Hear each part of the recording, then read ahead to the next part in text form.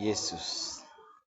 Berbagai laporan dari masing-masing Injil tidak bisa dipersatukan untuk membentuk keseluruhan biografis Yesus dari Nazaret. Di dalam Injil-Injil tidak diberikan ungkapan-ungkapan bersejarah oleh orang-orang pengamat yang netral, melainkan selalu diberikan pemerintah yang ditafsirkan oleh orang yang percaya dan yakin di dalam diri Yesus itu keselamatan dunia telah datang. Meskipun demikian, dari Injil-Injil itu masih juga mungkin untuk tiap pada laporan-laporan tertentu yang memuat sejarah tentang pribadi dan pekerjaan Yesus. 1. Akhirnya karya Yesus di masyarakat diluruskan dengan wafatnya yang dipaksa pada salib.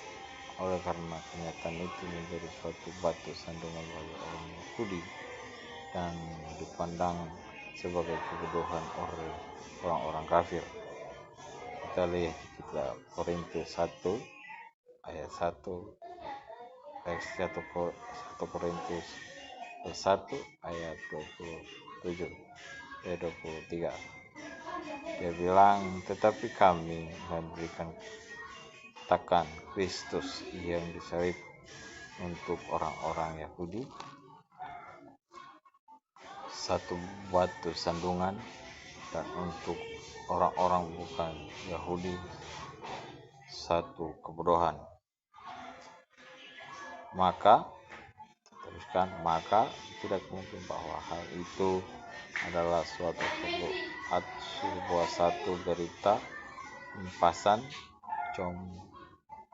compas dari masyarakat melalui jemaat yang percaya. Kematian Yesus diakibatkan oleh kelakuannya yang luar biasa dan oleh ketentuannya yang istimewa yang dianjurkannya terhadap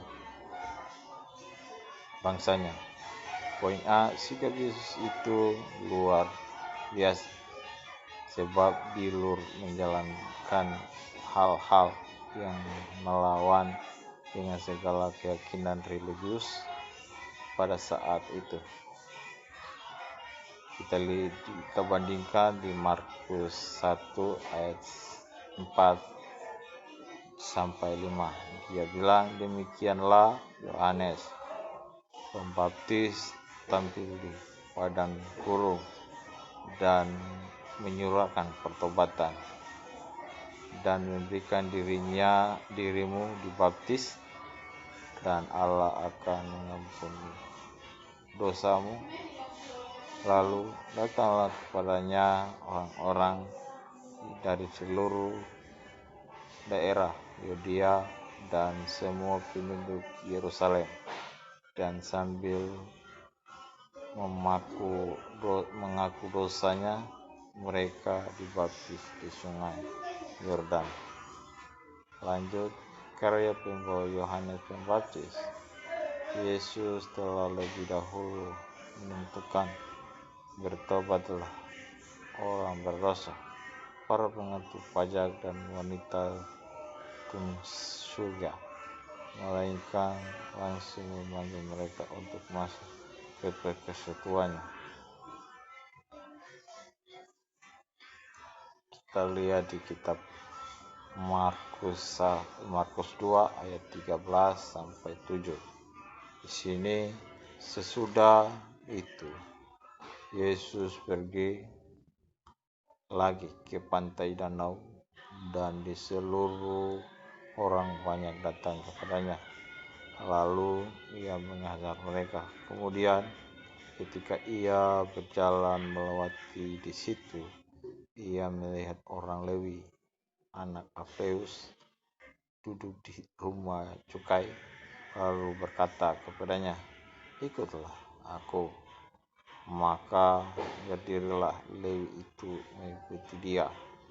Kemudian ketika Yesus makan di rumah orang itu banyak pungut cukai, dan orang berdosa makan bersama-sama dengan dia dan murid-muridnya, sebab banyak orang yang mengikuti dia.